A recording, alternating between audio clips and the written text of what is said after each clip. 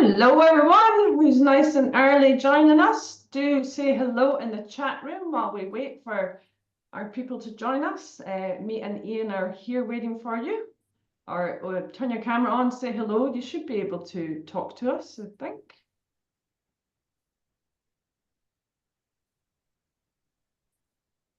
Anyone want to test if you can talk?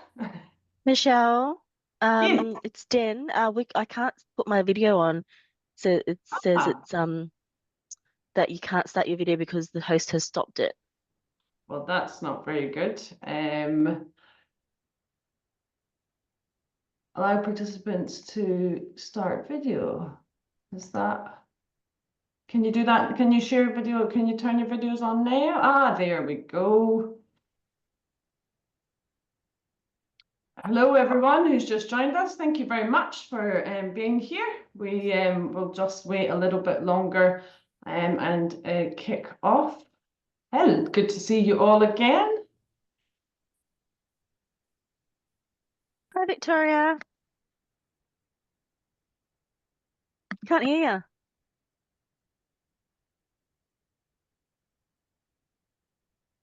you. You're not on mute, Victoria, but no, we can't hear you, I don't think.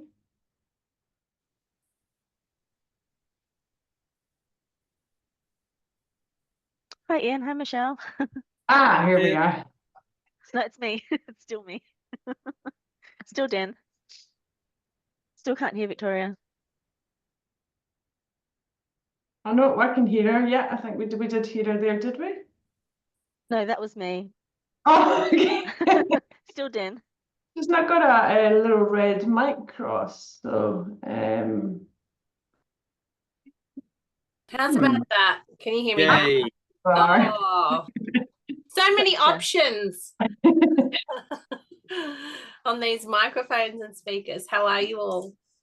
Good, good. Yes, thank you for joining us today. Where has the time gone, eh? Nearly end of the month. We don't know how many we're expecting today. I think there was, potentially about 14 people was going to come, but we'll see. More than 2 people is a discussion. So yes, we are recording today, and we'll kick off in just a couple of minutes. But Ian is joining us from the UK, which is quite late over there at the moment. It's 1 minute past midnight. There you go. And here is Rosemary joining us now too. So yeah, we'll just give people another minute or two to get here. We've got Lachlan here. Lachlan is going to be managing he's our host. He's anonymous, but he's also Lachlan because he's on his phone and his laptop in McDonald's in Whittlesea. That's how we roll at the Fundraising Nest. We're all over the place. Hi, Clive. Hi, Aaron. Hi, Clive. Hey. Can't believe you haven't been back to that cocktail bar, Clive. I don't go to cocktail bars on my own. It just never seems like a good idea. That's the best idea. Is it? Oh, okay. Sounds like quite a good idea to me. Yeah. I'm struggling to find a downside to it. All right. Maybe I need to test the theory, see if my logic is flawed. All right. Thank you for everyone who's joined us today. I know where everyone is super busy. Ian is here from the UK. The plan today is Ian's going to give us a bit of an overview. We are recording this session. He's going to give us a bit of an overview for the first 10 minutes. And then we have created 2 breakout rooms, and everyone will automatically be assigned the 2 different rooms. One is the fundraising telephone call, and the other one is the sex club donation. We will, I'll be in one room and Ian will be in the other room, while Lachlan stays in the main room. We'll go in there for about 20 minutes and debate our topic using the framework that Ian has sent to us. Can I say, Michelle, now that we've only got like 1, 2, 3, 5 people, I'm not sure we need the breakout groups. I think we can just have the discussion amongst ourselves without going to the breakout groups, and then we can I think what we'll have time to do is do the first case study, then do the second one. Yeah, sure, that works for me. Yeah. Without going into the, I'm sure we can probably do that now. Yes, I agree. And yeah, no, it sounds like a great idea. All good with you, Lachlan?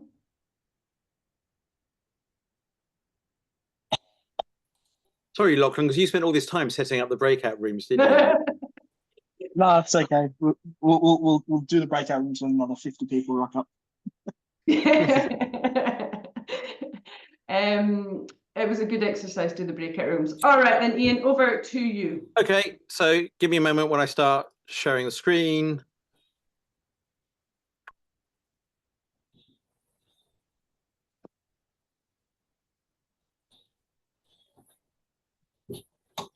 And hopefully you can all see my screen now, yeah?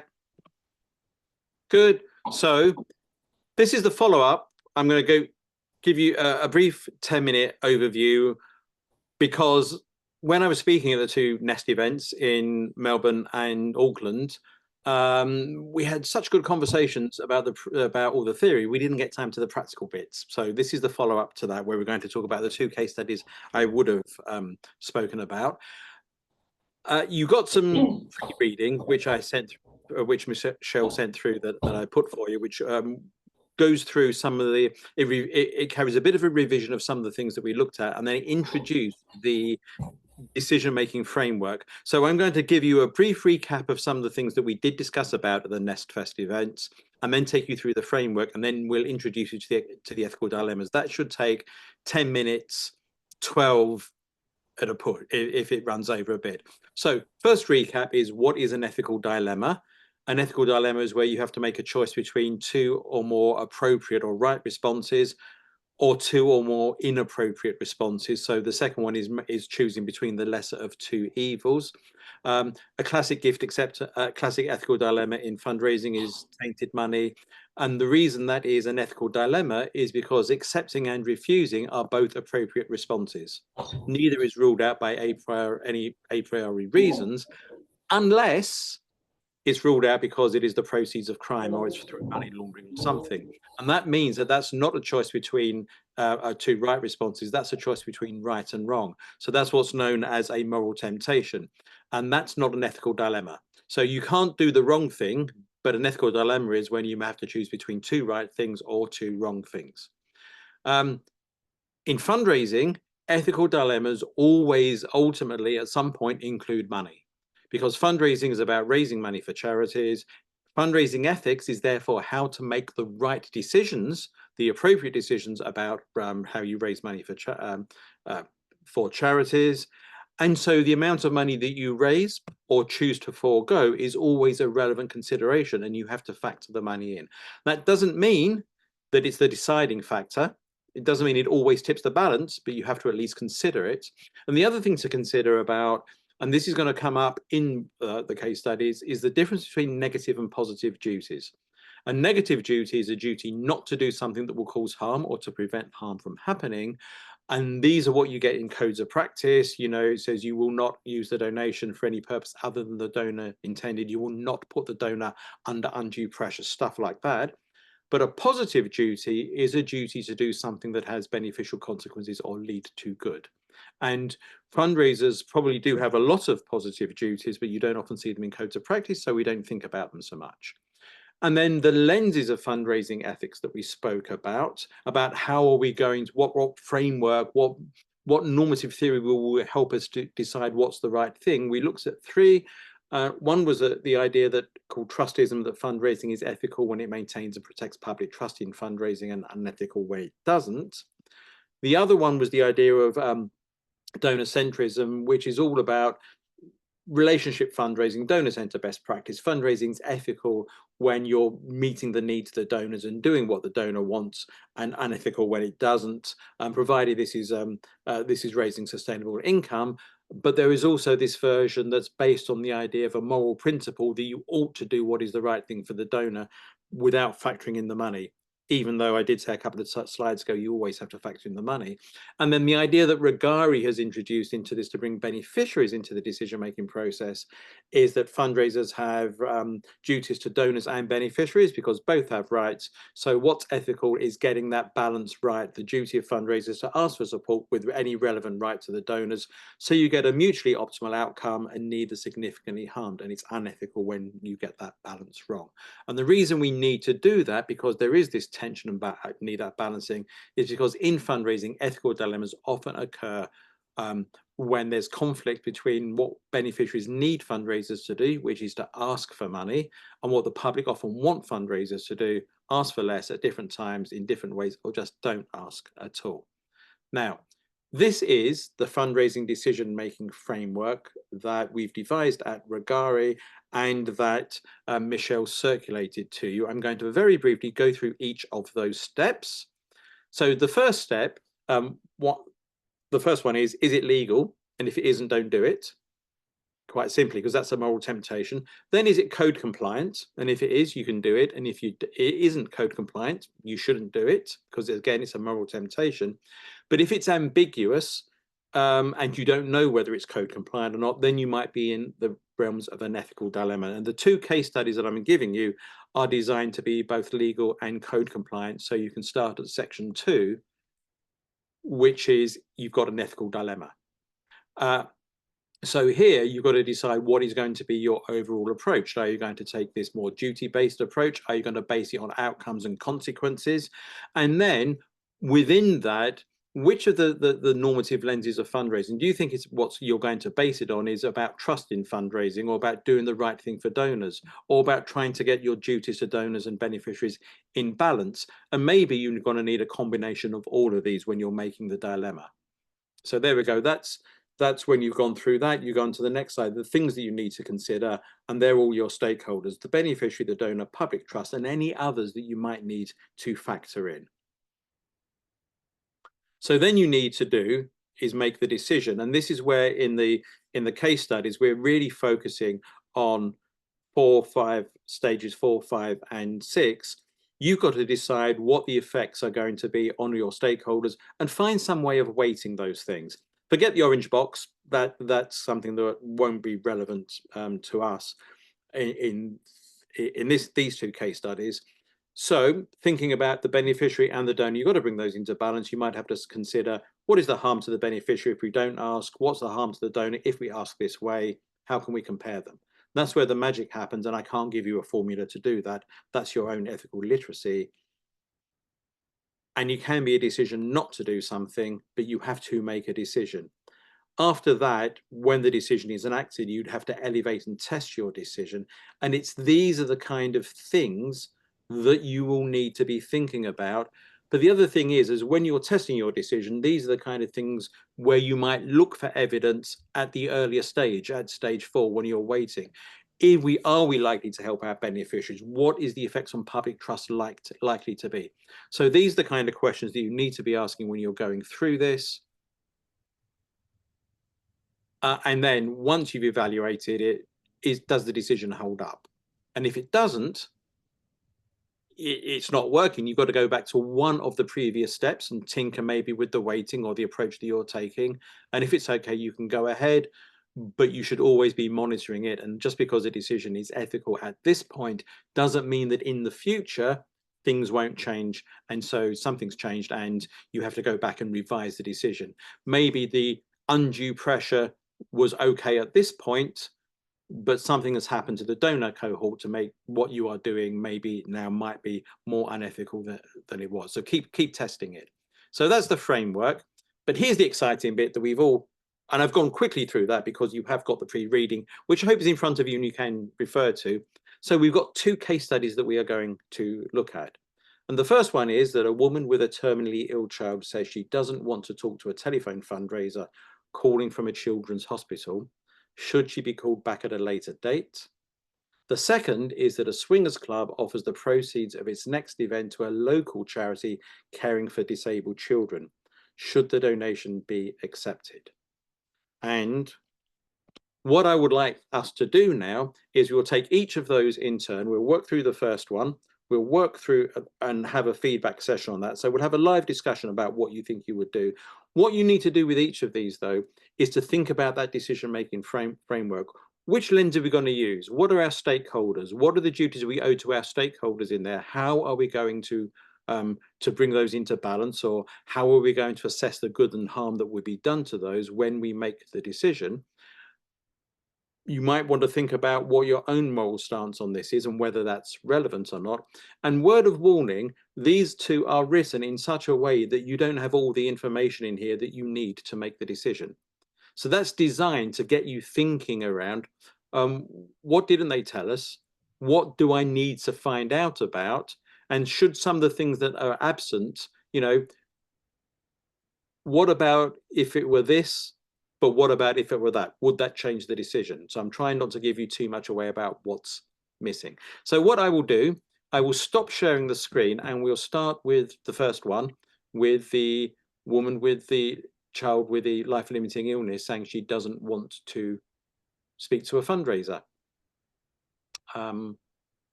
Where do I stop sharing? Oh, there it is. Stop share. Got it. Okay. I've got a quick question. I want to start with these decisions. Who is, you know, I'm just imagining like this one here, the call's been made. Who is it the decision sits with? Within is it an individual fundraiser? Is it the fundraising manager? Is it the CEO? It could be anybody, couldn't it? But if it's the fundraiser, if you're not, the fundraiser or somebody will have to advise. So if it is not someone who's not in the fundraising department, the gift acceptance in the UK, gift acceptance and refusal decisions ultimately sit with trustees. They're the ones that have legal responsibility for doing that. They delegate that responsibility to fundraisers, but ultimately it's trustees. So a fundraiser would have to advise the trustee about the decision they think they ought to make. So even though anyone may not be making the decision, a fundraiser in their profession will have to be at least helping in the policy and the advice that goes into towards the decision maker, if that's not them and it's someone higher up the train or somebody outside of the fundraising department. Yeah, I mean, if that fundraiser hadn't, that fundraiser who made that first call could just have not, you know, just ignored it and left somebody else to phone her. I guess obviously the notes was that was the situation. Anyway, carry on. Yeah, so with the first one, the question is that what we've got here is that a telephone call has been made from a children's hospital to a woman with a child who has a terminal illness, and she says she doesn't want to talk right now. And the question is, ought she be called back at a later date? So what would someone like to venture an opinion about? You can go straight to what you think. You can either start and work forward. You can start working through the framework and saying, I think these are the factors that are important. Or you can say what your feel is about what you think the right decision is and work backwards from that to see if you can justify it. Rosemary, I almost saw your lips moving then, so I thought you were about to say something, so I might come to you.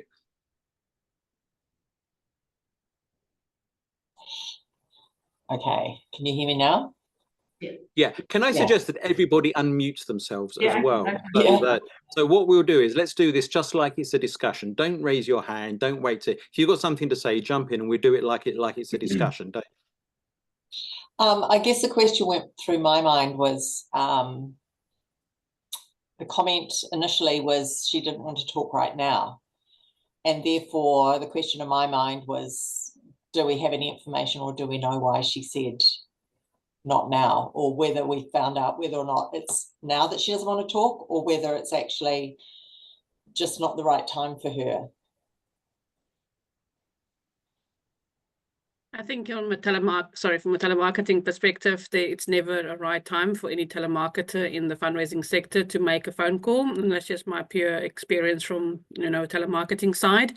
And I think, and related to Michelle's question earlier, I think you rely on your CRM system to actually make a note on your system of what you've just experienced over the phone as the fundraiser.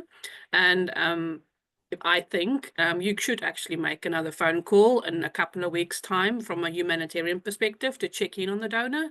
It might be a prospect donor, it might be a current donor, it's still a donor, and it's still someone who's got some sort of a connection towards your organization. So even if it's just a check-in phone call, I would have done that and then use my fundraising telemarketing skills to potentially see if this is an option for us to get a donor, or is this just not the right time or the right donor right now.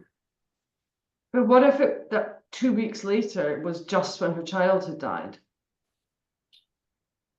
Yeah. I I mean, I have, but just based on that information there, my initial instinct is we're approaching somebody whose focus is a terminally ill child, and that wouldn't be the right time to be asking for money. I think I have a similar sort of thing as well. So I think we just want to respect the mother's like current emotional state as well, because obviously she's navigating a sensitive period, and we just don't want to add any further stress to what she's already going through. So I think just honoring her initial no would be a good way to like maintain the relationship that we've got with her. Maybe I probably wouldn't do it after like 2 weeks personally, maybe schedule something, I don't know, like 6 months down the line, like way further in the future, based on maybe our last discussion. And again, it would just be a check-in rather than an ask. Yeah, so just refraining from asking within that period. Yeah, I'm inclined to agree with that, but I also note that in the case study, it says that we are calling from a children's hospital, and I think that we would have resources internally to perhaps connect this person to some, not bereavement support, but just support services in general, and then that way, I think it's that relationship building piece that happens, and she may eventually possibly convert into a donor. But at this point, what she doesn't need is, a fundraising person connecting her. What she needs potentially now is some kind of support services around her. And offer that opportunity for her to connect in with the hospital in that way. And then, yeah, as I said, later on, that may or may not convert into a fundraising prospect. I think even in the form of like a letter or something like that, just so it's not so like, in your face. So it could just be a letter with some services and just expressing some support, I think. Yeah. Does she, she says she doesn't want to talk. And for a minute there, I thought initially she said, call me back later, but she has said she doesn't want to talk. Does that mean that she ever, that could mean I don't want to talk full stop. So why are we even considering calling her back later? There's also the fact that we don't know what the relationship is. If it's, for example, she's been a regular donor for the last 5 years, then that's an entirely different scenario. Then this is a cold acquisition call, and the first time she's ever heard from the children's hospital, like 2 totally different situations. So can I ask, what is the telephone used for as a fundraising tool in Australia and New Zealand? Would you use it for cold acquisition, or would it all be for, donor retention, stewardship, upgrade calls, things like that, cross-selling? So it's All of it. multiple things. Yeah, all of those things. Okay. So in the UK, telephone is almost exclusively used as a stewardship tool. It's rarely used for cold donor acquisition. There are some asks, there are some forms that do that, but it's not a cost-effective way for acquiring new donors in the UK. So this was a UK charity, and almost all telephone fundraising is used as a way to either upgrade or check in with people who are existing donors. Right. So this was already an existing donor, if we assume that that's the case. So this wasn't somebody who was just getting a call from us out of the blue. Yeah, and so the reason it doesn't say that, and the other says, it says calling from a telephone fundraiser, calling from a children's hospital. They were, but they were the agency working on their behalf. They weren't an in-house telephone fundraiser. It was the agency. But the bit that's missing there is to get you to think about, okay, so what is the relationship that's already there? So that's the bit that's missing from one missing from the case study on here. Yeah, like if they have a good relationship with her, then surely they would know that she had a terminally ill child. Mm. Or would they? Maybe that's why she's connected to the hospital, because her child has been sick, but now the child's terminal. Mm.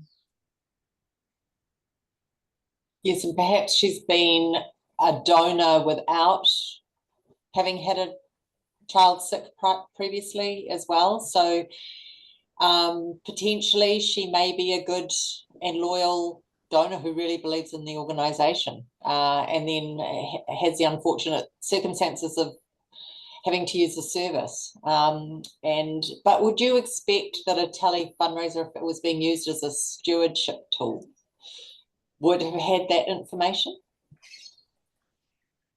Ian? Possibly not. And I think it might have reached our data protection laws if they had done. So I think the things that they would have had would have been there relevant to a fundraising call for an upgrade call. So that's what it was. So it was, can we upgrade this donor's amount? So that's why. So as you said, Michelle, the reason that they were calling her was that she had a donating relationship to the charity, and the reason she was doing that because her child was being looked after by the charity. So it was Great Ormond Street Hospital. So there was a relationship already there. So think about what can I say? I mean, and you have. I mean, I think Nadia touched on this, and forgive me now, it may have been you, Victoria, or it may have been someone else who said that, but you were talking about checking in on her. So think about the duties that you have. Some of the duties have been, don't put her under stress. She doesn't need a fundraising call. Don't worsen her situation. But what might be other duties that, not immediately, but what are the duties that the charity and the fundraisers might owe to this person? Well, I think in that sort of situation, as a loyal donor, you would be providing or looking to how you could provide, I think Aaron mentioned it perhaps, around what other services might be available or how else we could help to support her in that situation with services that we may have or know about. Is it possible, if she's accessing services at the hospital, that the fundraising team could talk to the services that she's accessing just to get an update on, you know, where she's at, and using that platform to build a relationship and work out whether it is a good time or not to connect, because they've already just established that relationship with her? I don't know whether that blurs the line in terms of privacy and that sort of thing. I think all of that feels like it's encroaching beyond our duties. I think our duty would be to potentially keep an eye on the bereavement death notices, and when the child passes, send a card of, you know, a condolence card. Right. So yes, of those lenses about maintaining trust, doing the right thing for the donor, and then rights balancing, which of those do you think are kind of appropriate to this case? Doing the right thing by the donor. But if they're a beneficiary too,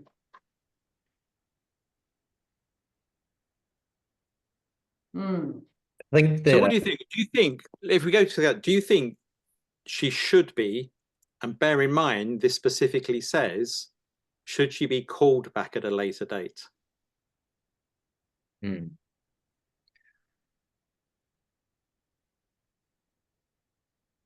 So should she be telephoned at a later date? So the question is, should she be called back with a fundraising request, or should she be called back at all? Call back. Well, this is called back by the fundraisers, I should say. Right. Should she be called back but again, I left it like that because she was called by a telephone fundraiser. So should the telephone fundraisers call them back at a later date? I guess the question in my mind was, if that was the response from the person that was called, that a fundraiser would then ask at that point, would you like me to call you back at another time? So you'd actually know whether they were open to a call back or not. I would call them back 12 months later. If she was a regular giver and they were trying to upgrade her, look at if the donations had stopped or they'd been, missed or whatever.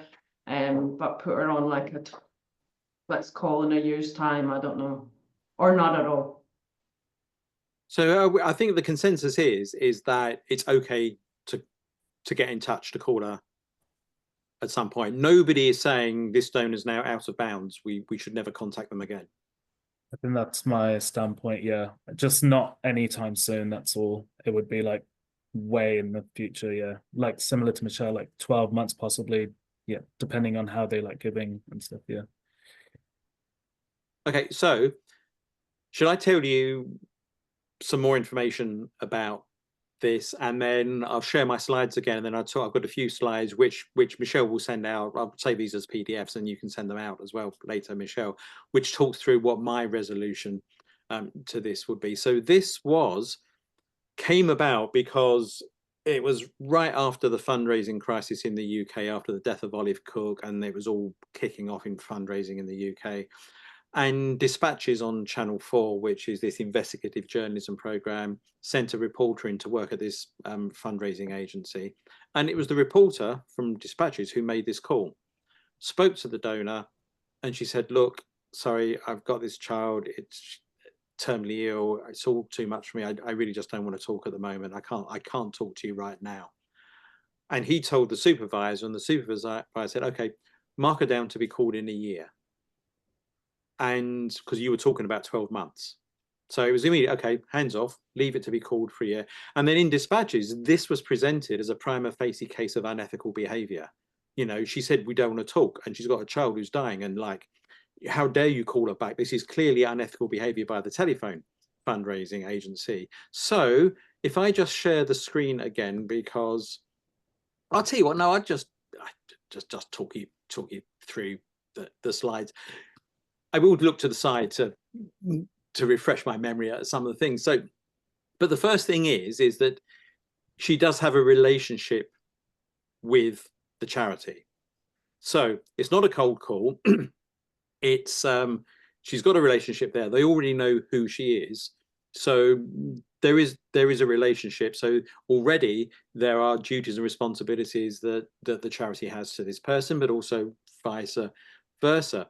So if you think again about from what you might want to do, from calling them back from in a year's time, the reason that you were talking about let's leave it a year was so that you don't impinge and overstep any negative duties that might cause her harm.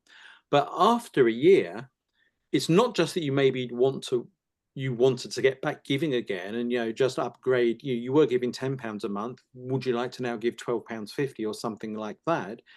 It may be that the positive duties that fundraisers have are to help her remember her child, to do something bigger than just give an extra 25% of a monthly donation, to engage with the child, to do something. And I think it would probably potentially be unethical for fundraisers to assume the child's died. Okay, child's dead, got nothing more to do with her because, yes, Michelle. But I that actually had that in my brain at one point, was that's a potential memorial gift, but that's not a telephone. Like, would that not be something that you would pass on to? You would, yes. Which is why it said, should she be called back at a later date? So it didn't say, should she be contacted? Should she be called back? Probably not. But what they should have done there, and this is where often this kind of breaks down with the relationships between, because this is the ethics of relationships between charities and the agencies they employ, and don't pay them enough and don't train them enough and get them on a low cost per acquisition, and standards suffer because of it. And to be fair to the agency, they didn't say call her back in a month, see if the child's dead. They said we'll leave her for a year. But really what it should have been, this charity is a children's charity. It has a bereavement team that handle with donors who've suffered loss, and they've got things to help celebrate, help donors through that. And I remember Alan Clayton giving a case study at the Institute of Fundraising Convention about 10 years ago, and it was something that Cascade at that time had worked on with a hospice who looks after a child who had died, and they said to the mother, we'd like to use your child's story. Is that okay? Would you do that? And she said, yes, but you can't change anything. You have to tell it like it was. And then they showed the story and he showed the video and whatever. Oh, I've never been in a room with so many crying people. There were just tears all around me. But that's an ethical outcome. An ethical outcome is, what are our positive duties to help this donor? Whereas when we get a case study like this, we quite often get into the mindset, what ought we not do? What shouldn't we do? Rather than what can we do? So there is the trustist perspective here. You need to think about from that perspective, if we did contact her, how would she receive that? How would she feel about that? And if she got angry, could we get negative media publicity out of it? Is there a risk of doing that? But probably, if it's sensitively handled by the bereavement team who know what they're doing, the risk of that is minimal. So it probably shouldn't happen. And also, from the rights balancing perspective, it's thinking about what are our duties to this person. Like I said, you've got the positive duty. So it's treat her with respect, treat her with sensitivity. But I think, as I said, not to make assumptions that she would not want to continue in a fundraising relationship. I think that is fundraisers making a decision on behalf of the donor, and it's their decision to make. And as we always say, fundraising is about giving people opportunities to support charities. And this is just another opportunity to support charity, and that's what fundraisers are there to do. So I think the solution, it's permissible to sensitively contact the person through the most appropriate medium, provided you've done a risk assessment about possible negative consequences. So that's, I think, the resolution to this ethical dilemma. Except that, as I said, when the media got a hold of it, it was presented as a prima facie example of immoral, unethical fundraising by money-grabbing fundraisers that could care less. So, should we move on to? But can you see how we didn't take it through step by step on the framework? But can you see how, if you were taking this through the framework and you got to the stage where it said, who are the stakeholders? Who are we considering? What are our duties to these stakeholders? How are we going to weight and balance those? That how that could get you through a more formal way of making this decision process, rather than what a lot of fundraisers do when they're finding themselves in situations, have to rely on their gut feeling about what they feel is the right thing to do. And a lot of times in this, fundraisers will go, well, I don't think it's right to contact her. Well, why not? Because what they're doing is they're going to what their gut feel should be, because unfortunately in our professional ethics we don't have a lot of these frameworks that we use. So the meaty one now is the Swingers Club. So again, details missing. A Swingers Club offers the proceeds of its next event to a local charity caring for disabled children, should the donation be accepted. A key piece of information is missing from this, from the way this has been written. I really hope you all know what swingers are. And if you don't, you should have looked it up before you came. At that moment, I can't talk. I've got the termite man tapping the walls in the room here. But I'll be 2 seconds.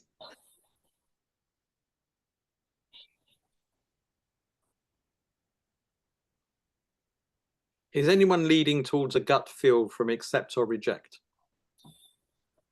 I would like to find out what the event is. I mean, it doesn't say what the event is. I mean, I can imagine what it might be. But, Well, if you're imagining what it is, that's probably what it is. right, okay. I Yeah, think they weren't having a whisk drive. It wasn't there a swingers Not a club. cake bake, but- not a but cake bake. It wasn't, you know, it wasn't like normally they have sex parties, but today we're having a cake bake. We want to send our proceeds to you. They were sending the proceeds of their fortnightly Friday night activities. I think my sort of outcome is probably like a no. It's probably the safer choice to like decline it. Just to sort So of why like would that be? I guess just to like maintain sort of donor like relationships and just the brand of the charity as well, because it could be under scrutiny. And I don't think it's I guess like liberally thinking, like for me, I'm like, okay, it's legal, it's fine, but at the same time, it's sorry, just remind me, it's what was the disabled children's charity. So if we think, where is the link there to like a sex club and children's charity, like a charity? So I think overall, like it's no, I think for me. Okay, so I'll just leave you to, I won't pile in now. I just I, want you to discuss amongst yourselves for a bit. They should absolutely accept the money. And I guess my problem is, why does anyone need to know it was a swingers club that gave money?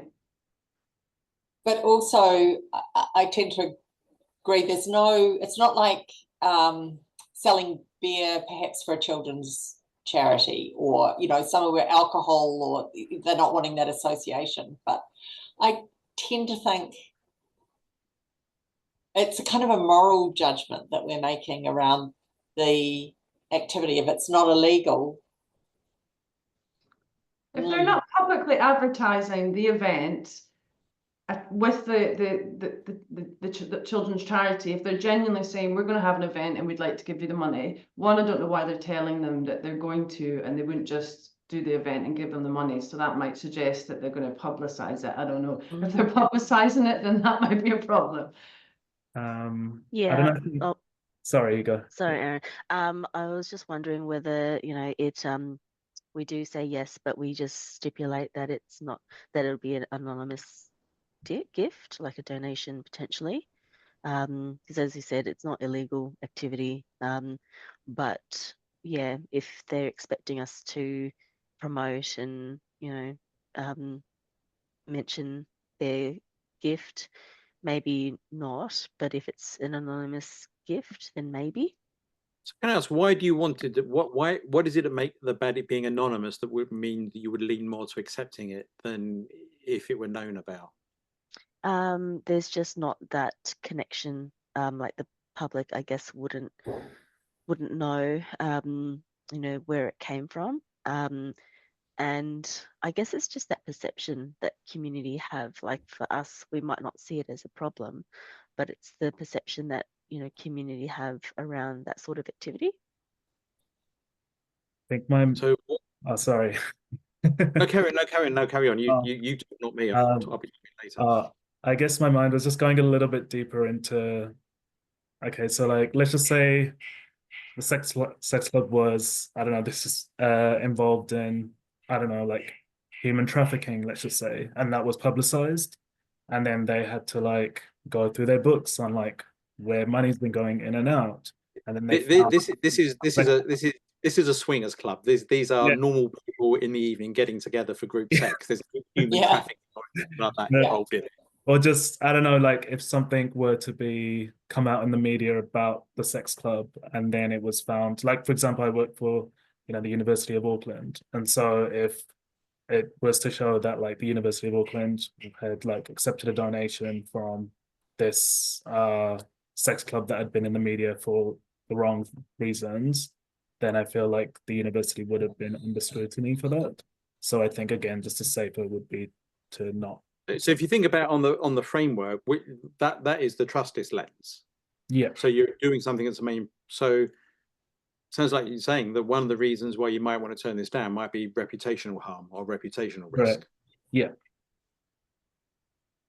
But personally, I don't think this too like much of an issue, but I'm thinking that overall, holistically, like I think this. I mean, yeah, you either have a policy if, you know, if your children, it's the same as gambling, you know, you either don't go for gambling grants, you don't have, you know, is it to do with the children and the sex, or is it to do with, you know, but is there a relationship there? Like, why is the Swingers Club connected to a charity for disabled people? Is one of the participants got a disabled child? And if they do, then you would.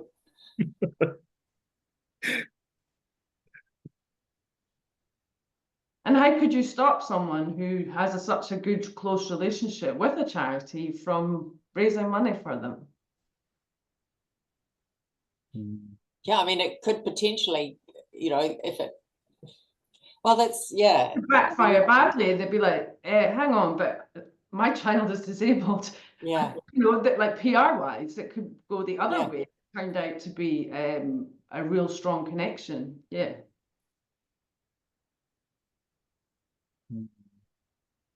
What is the key thing that's not mentioned in this, the way this was worded? Could you reword it? Could you say it again? The Swingers Club offers the proceeds of its next event to a local charity caring for disabled children, should the donation be accepted. There's a key piece of information that's not included in that. How much money?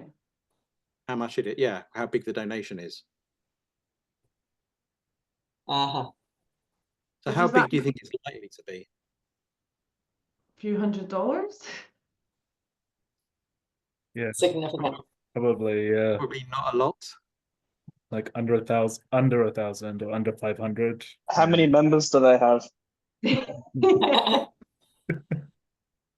I don't have that, and no, I don't have that amount of detail about the club, but I think it's not going to be on the same size of the Manchester United supporters club. It's not going to be something with like 10,000 members or something like that. It is a kind of, again, it's in the UK, a fairly niche thing with few tens of people involved, probably.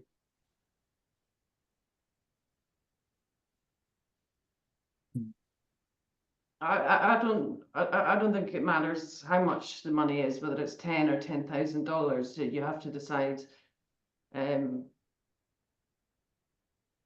other reasons of why why do they want to give the money to that charity?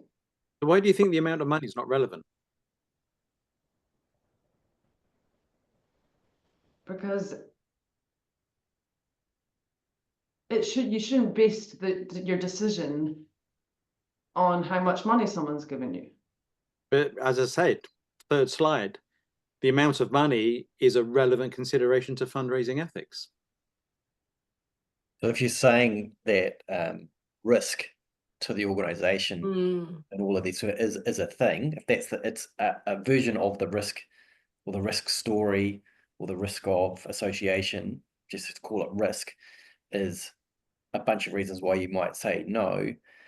Is at any point the amount of money Difference greater than the risk? Outweigh it. So yeah, what kind of at some point, does the harm from the reputational risk or other risk get outweighed by the amount of good you can do with the money?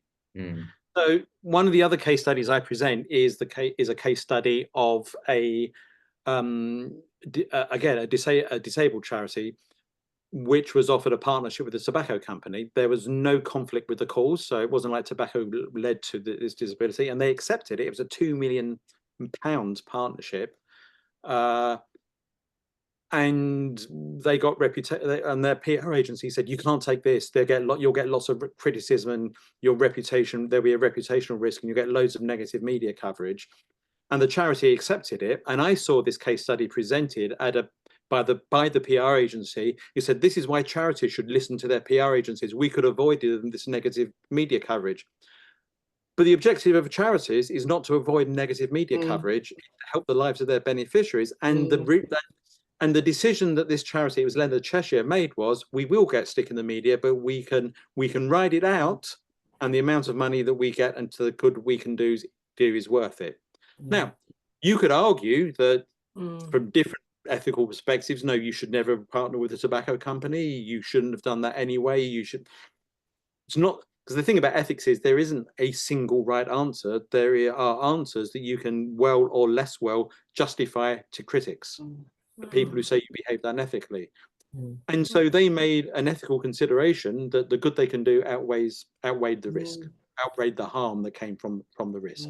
So with this, and the other thing there, okay, so this is a local charity. So how big do you think the charity is? They're quite small. Small. Yeah. Small. So the connection here is that this is a very, very small charity working with a small group of beneficiaries in a small town where the Swingers Club is based, and the fundraiser there, who was a volunteer fundraiser, was a well-known local person. She was in the local paper a lot because of all the work she was doing. So they knew about it. Whether, I do not know whether, as you said, Michelle, maybe one of the club members had a disabled child. I don't know, but that's where the connection came from. So that's where it came from. We got nominally 10 minutes left. I mean, has anyone got any other? Did they accept the donation? Well, how much was the donation? Pardon? How much was the donation? Because then we need to discuss if that does that change our thinking or not? It was a couple of £100, something like that. No, they didn't take it. They didn't take it. So let's go through. And the thing is, it was based on the perceived risk and a risk assessment. And the donation was going to be small. And although they were a small charity, the donation was still small, that they weren't going to make a massive transformational difference to the lives of the people they were helping. But the potential reputational risk was massive, because even though you were talking about we need anonymous donation, there's no guarantee that this would not have got out into the local paper. And I'm not making any value judgment about Swingers at all, but the British media would. The Daily Mail would certainly do that. And if you're thinking about from this trusted lens, so if you're talking about when you're going through this, well, we need to do the risk assessment. What are we doing about weighing up the harm that we do? The duty to our beneficiaries to raise money, yes, we need to do that. But how do we balance that against the reputational harm? If something like the Daily Mail got hold of a story in which, as they would put it, abnormal sexual practices were juxtaposed with vulnerable disabled children, it's a short step there from allegations or insinuations of paedophilia. And even though from the rights balancing perspective, yes, you had money to do from the cause, it didn't seem like to the fundraiser that any good she could do could outweigh the harm that was done. And so she turned it down. She could have also said we're a small charity, and that the money they gave us, like, you can almost flip it on its head too. You know, we're a small charity, so we take what money we can get. Yeah, interesting one. I mean, she could have done that, but it still could have destroyed the charity. Especially if it had got out into the British media, the risk of that it could have destroyed the trade. For the sake of, even if we say it was a generous £500, if it was that, they could have done some nice days out for the kids or something. It was children with Down syndrome. They could have done something, but they weren't going to transform their lives. They weren't going to transform the charity with that amount of money. Now, here's a question. Suppose instead of £500, it was going to be 500,000. Should they then take them? About 20 years ago, about 20 years ago in the Australian context, there was a situation where the Salvation Army was actually offered $5 million over 5 years by Tats Lotto, which is, runs Lotto and has a hand in, gambling, pokies machines. And the Salvation Army actually chose to not accept the donation, which is a very sizable amount of 5 million, because they didn't want to be associated with supporting gambling and gambling addictions. Particularly as that, pokies were becoming more and more prevalent in Australian communities at the time. I guess it's twofold. It's the money can kind of sway you either way. Whether it's a sizable thing, it can actually be a bit of an awareness raising opportunity for the charity as well. But yeah, obviously you're saying no to a big amount of money. So yeah, and the Salvation Army is not short of a few bob, I would imagine. Yeah. So, some charities can say no to $5 million more easily than others can. And that's not to say that they, I'm not saying they've got the luxury of doing that. If you want to, and it's a very noble point to say, because I'm sure the Salvation Army deal with people that are the victims of gambling addictions. There's the kind of charity that do that. So that's a perfectly ethical stance to take. And they would say, we've done it for these reasons, and it would hold up. They might also say that if we accepted the money, we would be acting ethically inconsistently. But for this charity here, for a small charity like that, 500,000, £500,000 could be completely transformational to that charity. And so your head may well be turned from something like that. And bear in mind, what we've said here, nothing's illegal about this. It's about what you said, Aaron. There's no human trafficking involved here. These are people engaged in recreational sex at the weekends who are doing that.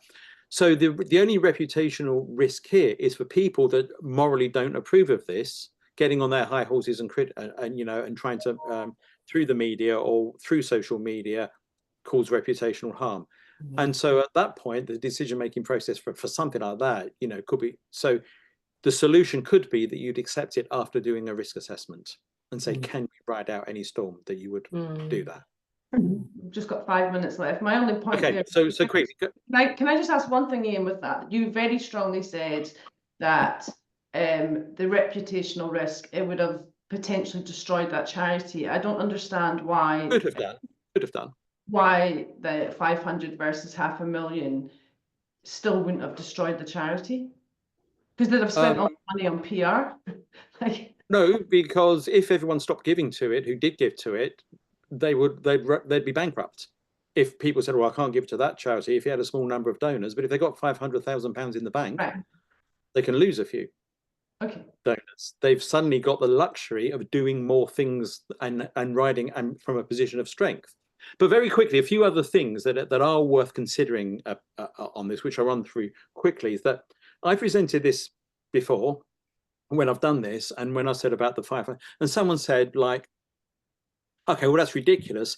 If it was unethical to accept it, and they didn't, how can it suddenly become more ethical just because more money's involved? And it's because I said that money is an ethical consideration of what we do. Fundraisers raise money for charities, so the outcome of raising money is an ethical outcome. So you always have to factor in the size of the donation and the good you can do with it, and the good you don't do if it's foregone. It doesn't mean that you always tip the balance, but you have to factor it in. And just because you're doing something because it's more money, that doesn't ipso facto by definition mean it's unethical because it's money. Because what we do is raise money, and that in itself is an ethical outcome. And if you actually were turning it down for the wrong reasons, because you have a personal moral disapproval of that kind of thing, that is something that could be unethical, because then you're confusing and conflating professional ethics with your personal values and ethics, and those two don't necessarily always align. But also it can go the other way. So I've done this where fundraisers who've said, "Oh, absolutely accept it. I'm liberal, I'm sex positive. Of course you should do this. There's nothing wrong with it." And they've gone straight for, yeah, we have to accept this because it's not illegal and it's people, with sexual freedom, their own freedom of expression. But they haven't considered the potential harm that could happen if they went ahead. And so your moral convictions can cause harm by turning down gifts you should have accepted because of your moral convictions, but they could also cause harm by accepting gifts you should have rejected because of your personal moral convictions. And there's another thing that you might cause harm here, is that when I presented this in this case study in New Orleans at an AFPI conference a few years ago, somebody there said, okay, our charity is based in New Orleans, our service users here, you know, we'd accept the money if all we were doing is based in New Orleans, but we've got a lot of service users and clients out in the sticks, out in Louisiana, and they're God-fearing people, and if we'd accepted money from this source, they would stop using our services. So there's always one of the harms that has to be considered in something like this is the harm that could result in beneficiaries. Would they stop using the service? It's not just, is there a harm that we can't provide services because we don't have the money we could have accepted? It's, if we take it from this source, might we be causing harm if they are less likely to engage and use our services? So they are the things that need to be factored in. But it's the things that you can do as you're working through the framework, and it comes to who are our stakeholders, beneficiaries, what do we have to consider? So that checklist, is harm caused to them? Is good done? What are our duties to our donors? And one of the things that I do say is that if you justified your decision to your donors, to your stakeholders, sorry, what would they say? If you went to a donor and said, we are rejecting this donation from another donor, how would they respond? If they responded, you must be bloody joking. Why would you do that? It's all this money. We're going to still give. Then maybe you should take it. But if you were going to turn it down and you spoke to your beneficiaries about why you were turning it down, could you justify that to them as well? And after all, they are the stakeholders' voice is probably most relevant and most important. Final point on this, it's about moral values. And very quickly, is that because this is something about deliberately about, you know, recreational sex, it's some things that people will just morally not agree to. Not because your charity does. I mean, a faith-based charity will probably have a policy. We wouldn't take that money because it's contrary to our values and our faith. But if it's contrary to your personal values, again, you're in this deontological, duty-based dilemma. What should you do if your personal values conflict with the charity's values? And that's not an easy dilemma to get out of, to find your way out of. Might have to end up with you moving charities to one that better aligns with your values. Ian, thank you so much. And I'm sure the people who weren't able to attend will very much enjoy the recording, which we will share with them after this. I just got one question to wrap up here. Gift acceptance policies might be the first place that people would want to default to. And Ian, could for organisations that don't have a gift acceptance policy, would this framework be a good strategy day to have where the CEO write down the whole team and say, okay, can we use this to try and unpick our core gift acceptance guidelines? It would, but what would be even better is the paper that Regari published only last week from with the Chartered Institute of Fundraising on the ethics of gift acceptance and refusal. Because if I may say very quickly, we tend to rely too much on the gift acceptance policy to make the decision for us. And it's only a checklist, it's only guidelines. A policy cannot make a decision. Only a fundraiser, ethically literate, can make the decision. And you can go against what the policy says. Yeah. You know, the thing is, can you justify it? You shouldn't be doing it most of the times. If most of the times you're going against what the policy says, the policy is either wrong or you're letting your own personal values interfere with the decision-making process. But there will be times when it goes reject, reject, reject, and you go, no, accept, because of reasons the policy doesn't cover. There are extenuating reasons to do this. And if you can justify it, it should be ethical and withstand any moral criticism. Wonderful. But I would say that would be the thing to do, and I'm more than happy to come back and go through some of our latest things. We'll share that press release on the gift acceptance for sure. Thank you, Ian. Thank you, everyone who came today. Thanks for having me back. Yes, yeah, nearly the end of the year, everyone. We've got a big announcement coming out later today about NestFest 2025, the dates, and our first international speaker. Oh, you guys all know because you're in the alumni group. But yes. Thank you, everyone, and we will see you next time. Thanks for coming. Thank you. Cheerio. See ya. Bye, everyone. Bye. Bye.